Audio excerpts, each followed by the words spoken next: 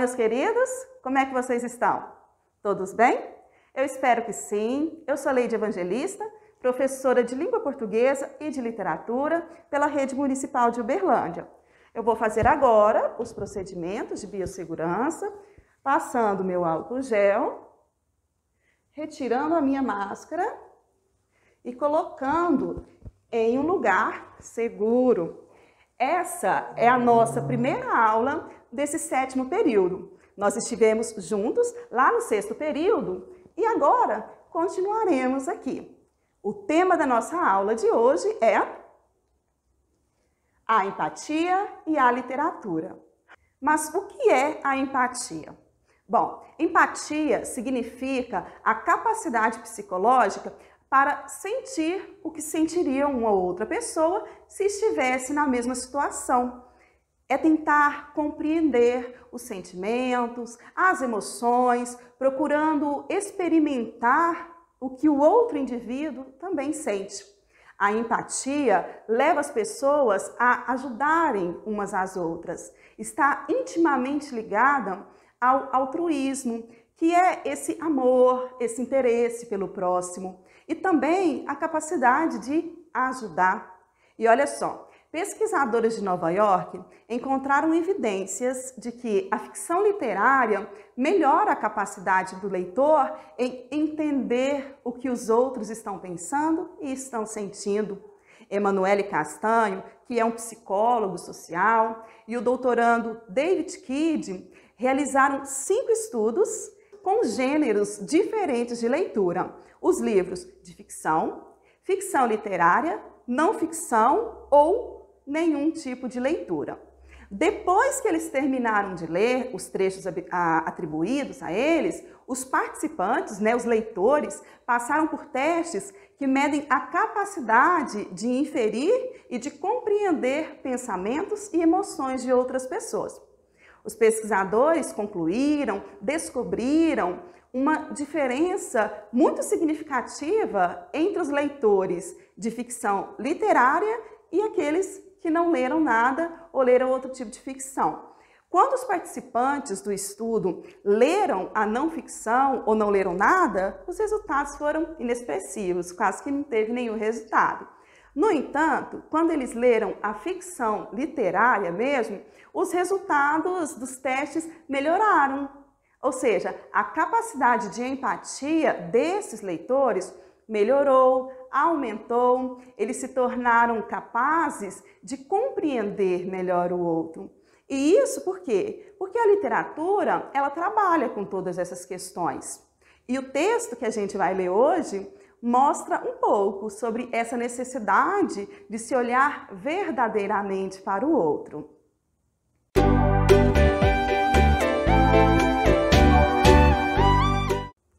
Hoje, o gênero textual que nós vamos trabalhar é o conto. Nós já trabalhamos no semestre passado, no período passado, com esse gênero e agora nós voltamos para retomar, para reforçar esse nosso conhecimento. O texto que nós vamos ver agora serve para exemplificar melhor o que é um conto e é um texto muito bonito de Moacir Scliar que se chama Bruxas Não Existem. Quando eu era garoto, acreditava em bruxas, mulheres malvadas que passavam o tempo todo maquinando coisas perversas. Os meus amigos também acreditavam nisso. A prova para nós era uma mulher muito velha, uma solteirona, que morava numa casinha caindo aos pedaços no fim de nossa rua. Seu nome era Ana Custódio, mas nós só a chamávamos de bruxa. Os cabelos pareciam palha, o nariz era comprido, ela tinha uma enorme verruga no queixo e estava sempre falando sozinha. Nunca tínhamos entrado na casa, mas tínhamos a certeza de que se fizéssemos isso, nós a encontraríamos preparando venenos num grande caldeirão. Nossa diversão predileta era incomodá-la. Volta e meia, invadíamos o pequeno pátio para dali roubar frutas e quando por acaso a velha saía à rua para fazer compras no pequeno armazém ali perto, corríamos atrás dela gritando, bruxa, bruxa! Um dia, encontramos no meio da rua um bode morto. A quem pertencer esse animal, nós não sabíamos, mas logo descobrimos o que fazer com ele. jogá-lo na casa da bruxa. O que seria fácil. Ao contrário do que sempre acontecia naquela manhã, e talvez por esquecimento, ela deixara aberta a janela da frente. Sob o comando do João Pedro, que era o nosso líder, levantamos o bicho, que era grande e pesava bastante. E com muito esforço, nós o levamos até a janela. Tentamos empurrá-lo para dentro, mas aí os chifres ficaram presos na cortina. Vamos logo, gritava João Pedro, antes que a bruxa apareça. E ela apareceu. No momento exato em que finalmente conseguíamos introduzir o bode pela janela, a porta se abriu e ali estava ela, a bruxa, empunhando um cabo de vassoura. Rindo, nós saímos correndo. Eu, gordinho, era o último. E então aconteceu. De repente enfiei o pé num buraco e caí. De imediato eu senti uma dor terrível na perna e não tive dúvida. Estava quebrada. Gemendo, eu tentei me levantar, mas não consegui. E a bruxa, caminhando com dificuldade, mas com o cabo de vassoura na mão, aproximava-se. Àquela altura, a turma estava longe, ninguém poderia me ajudar. E a mulher, sem dúvida, descarregaria em mim a sua fúria. Em um momento, ela estava junto a mim, transtornada de raiva. Mas aí, ela viu a minha perna e instantaneamente mudou. Agachou-se junto a mim e começou a examiná-la com uma habilidade surpreendente. Está quebrada? Disse por fim, mas podemos dar um jeito. Não se preocupe, eu sei fazer isso. Fui enfermeira há muitos anos. Trabalhei em hospital. Confia em mim. Dividi o cabo de vassoura em 3 pedaços e com eles e com seu cinto de pano improvisou uma tala, imobilizando minha perna. A dor diminuiu muito e, amparado nela, eu fui até a minha casa. Chame uma ambulância, disse a mulher, a minha mãe. Sorriu. Tudo ficou bem. Levaram-me para o hospital, o médico engessou minha perna e em poucas semanas eu estava recuperado. Desde então, deixei de acreditar em bruxas e tornei-me grande amigo de uma senhora que morava em minha rua. Uma senhora muito boa que se chamava Ana Custódio. Esse texto, ele conversa de uma maneira muito especial comigo. Sabe quando você olha para uma pessoa e diz, ixi, fulano não presta. A gente faz muito isso, não faz? E sem nem sequer conhecer essa pessoa. Aí você conhece e vê que não era nada daquilo, do que você pensava. É claro que existem pessoas que as energias aí não vão bater mesmo, né? E tudo certo. Mas o problema real está no julgamento precipitado. Nesse texto, a gente vê muito isso. Uma mulher que, na visão do narrador, que é o narrador personagem, ela era feia. E a quem eles chamavam de bruxa. E o que é uma bruxa no imaginário coletivo? É uma mulher má, que faz perversidades com as pessoas e que, por isso, ela deve ser queimada? No entanto, muitas dessas mulheres eram e são grandes curandeiras, profundas conhecedoras da natureza, do corpo, do universo e de tudo que ele tem para nos oferecer. Um exemplo da mudança de visão quanto à figura dessa bruxa é o filme Malévola, que mostra tudo o que está por trás daquela suposta vingança, né, que ela comete ali contra a família do rei. E aqui no texto, essa bruxa é, na verdade, uma enfermeira aposentada que sempre trabalhou pelo bem comum. E por ser feia para o padrão desse personagem, né, feia, sozinha, solitária, que morava ali numa casa caindo aos pedaços, ela acaba sendo vítima dessas pequenas injustiças que vão acontecendo cotidianamente. E é aí que entra o papel da literatura nesse caso, para nos mostrar e despertar em nós a empatia. Então, como eu disse, esse texto ele foi escrito por Moacir Scliar. Mas quem é mesmo Moacir Scliar? Biografia de Moacir Scliar, nascido em 1937 a 2011. Ele é um escritor e médico brasileiro, contista, cronista, romancista, publicou mais de 70 livros, nasceu em Porto Alegre, Rio Grande do Sul, no dia 23 de março de 1937. Ele é um filho de judeus russos, passou sua infância em um tradicional bairro judaico de Porto Alegre. Suas obras, além de abordarem temas sobre a imigração judaica no Brasil, tratam também de temas como o socialismo, a vida da classe média, a medicina, entre outros assuntos. Ele falece em 2011 e deixa aí uma grande obra para todos nós. Vamos agora refletir sobre o texto. Refletindo sobre o texto, nós podemos afirmar que este texto é um conto? Sim, por quê? Porque ele tem personagens. Quem são esses personagens da história? Em primeiro lugar, é o menino, que além de personagem é também o narrador, ele que conta a história. Nós temos os amiguinhos dele, a turma ali, ele cita até o João Pedro, que era o líder dessa turma. E temos principalmente a Ana Custódio, que é a bruxa, né, que dá o título aí ao texto. Narrador, como a gente viu, é o próprio menino, narrador personagem, primeira pessoa.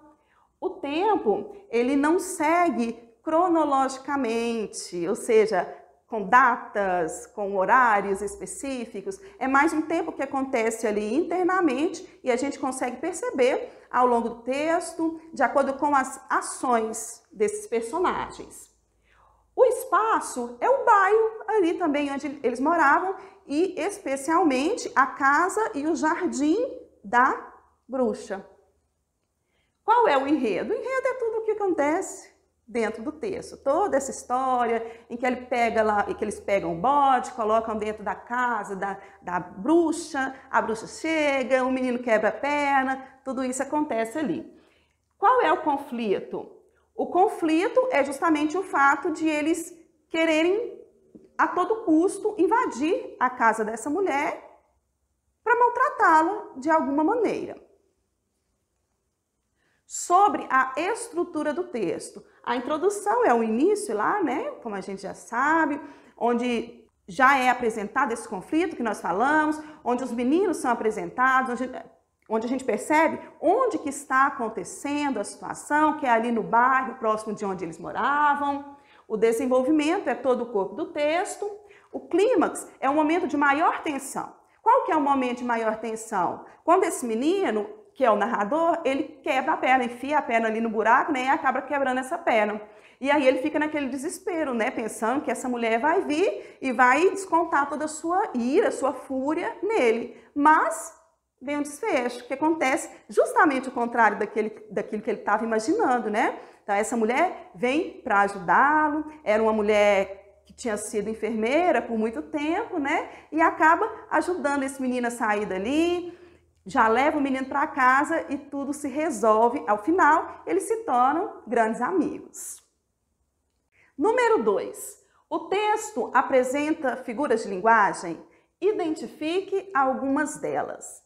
E aí, para respondermos essa pergunta, nós vamos relembrar aquilo que a gente já viu lá no período passado, no 6º período. Nós vimos sobre algumas das figuras de linguagem, porque elas são muitas. Aqui eu coloquei algumas delas: metáfora, antítese, metonímia, catacrese. Não vamos ver todas elas, né? Porque dentro do nosso tempo é meio impossível, mas vamos trabalhar com 5 delas. E aí depois vamos encontrar essas figuras lá no texto.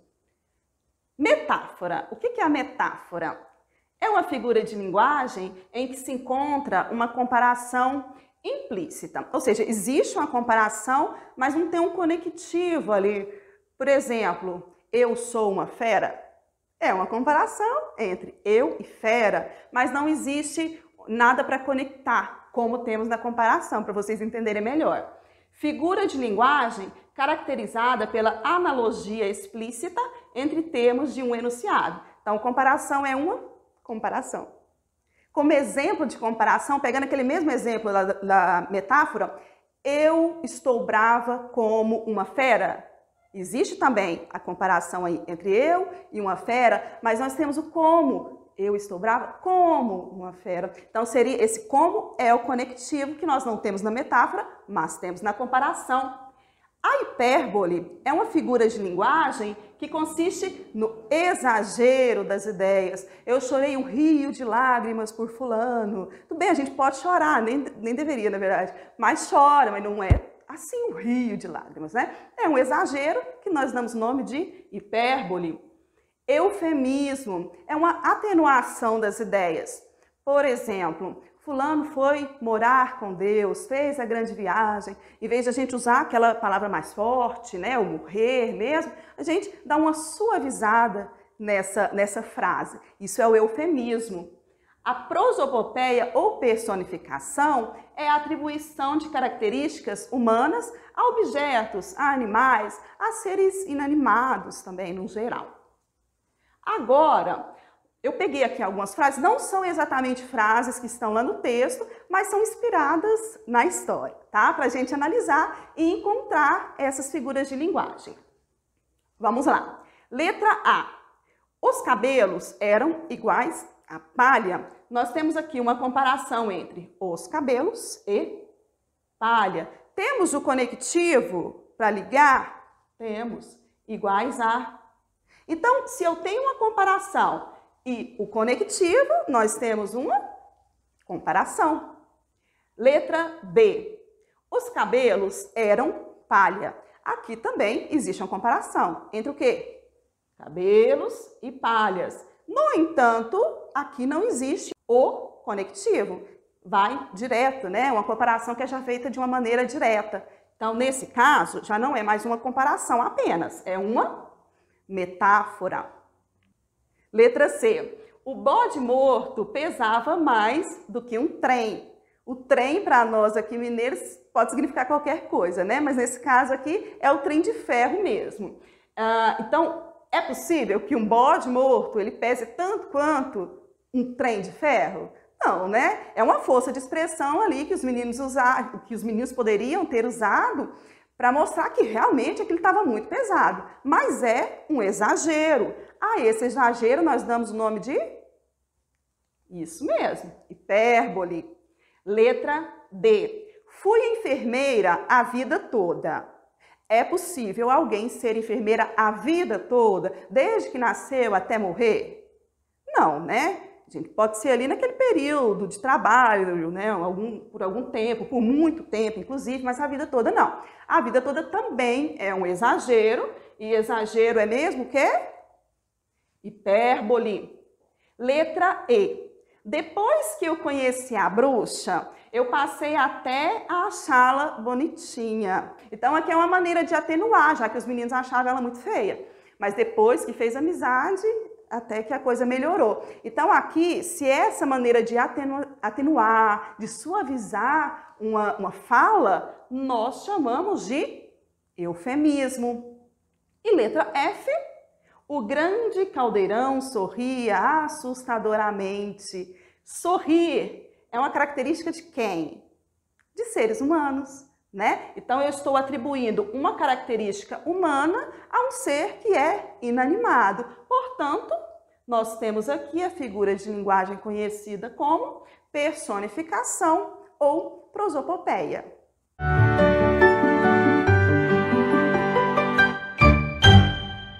Nossa aula está chegando ao fim e, como vocês sabem, eu costumo sempre deixar uma mensagem, né, para que possamos refletir ao longo da semana. E a mensagem que eu escolhi para hoje é o trecho de uma música do Gabriel Pensador, que diz assim: vai agora, não chora, ignora a energia negativa lá fora, porque dentro de você existe um poder bem maior do que você pensa.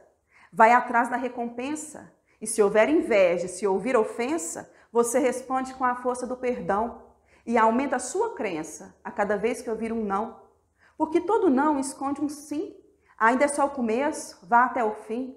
Aprenda nos tropeços, não olhe para o chão, olhe para o céu, olhe para a vida sempre de cabeça erguida, porque no fim do túnel tem uma saída.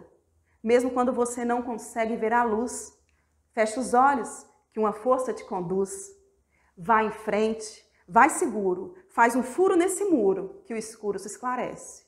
Vá em frente, simplesmente vá em frente, que o futuro é um presente que a vida te oferece. Então vamos cuidar desse nosso futuro? Para isso, continue se cuidando, usando a sua máscara, o seu álcool em gel, evitando as aglomerações. E a gente se encontra por aqui. Até a próxima aula.